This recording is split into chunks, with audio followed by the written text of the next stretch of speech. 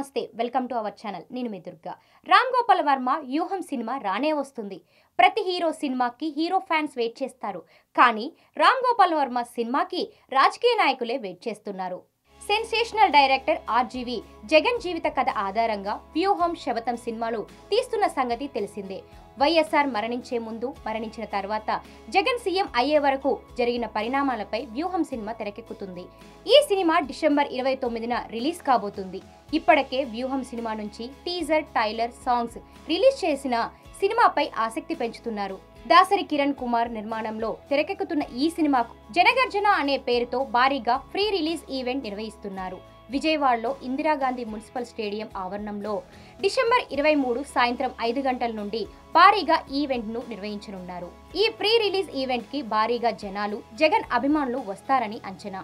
దీంతో ఆర్జీవి నిర్మాత దాసరి కిరణ్ కుమార్ నేడు విజయవాడకు వెళ్లి అక్కడ స్టేడియంలో జరుగుతున్న ప్రీ రిలీజ్ ఈవెంట్ పనులని పర్యవేక్షించారు.